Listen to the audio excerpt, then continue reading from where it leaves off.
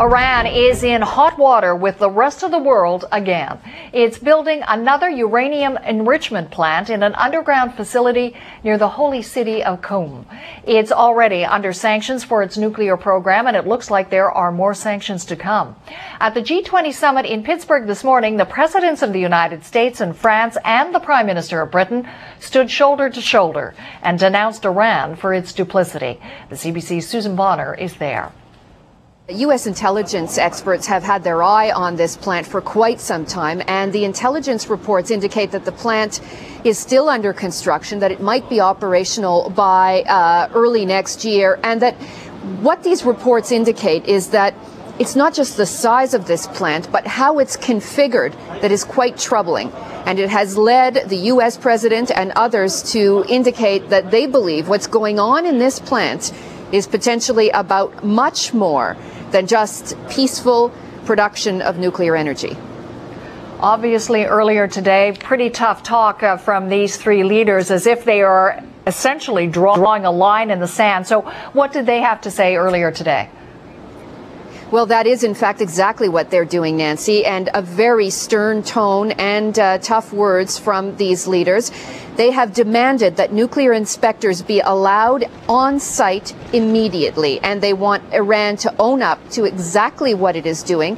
And they say that if this doesn't happen and happen quickly, that Iran has to be prepared to face the consequences. This is not the first time that Iran has concealed information about its nuclear program. Iran has a right to peaceful nuclear power that meets the energy needs of its people. But the size and configuration of this facility is inconsistent with a peaceful program. Iran is breaking rules that all nations must follow. Everything must be put on the table now. Ne laissons pas les dirigeants iraniens gagner du temps pendant que les centrifugeuses tournent. Et si d'ici au mois de décembre, il n'y a pas un changement profond de politique de la part des dirigeants iraniens, des sanctions devront être prises. Il en va de la paix et de la stabilité. Je vous remercie. The level of deception by the Iranian government and the scale of what we believe is the breach of international commitments will shock and anger the whole international community, and it will harden our resolve. Confronted by the serial deception of many years, the international community has no choice today but to draw a line in the sand.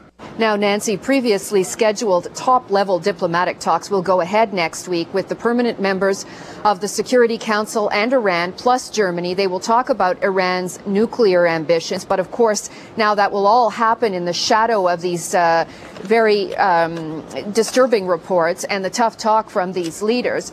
Some of the options that the leaders are now talking about openly are new sanctions, more sanctions on Iran, and that could range in anything from energy sanctions to travel restrictions, business sanctions, all aimed at putting economic and political pressure on Iran, embarrassing it and getting it to change or curb its nuclear ambitions. The CBC's Susan Bonner reporting at the G20 summit in Pittsburgh.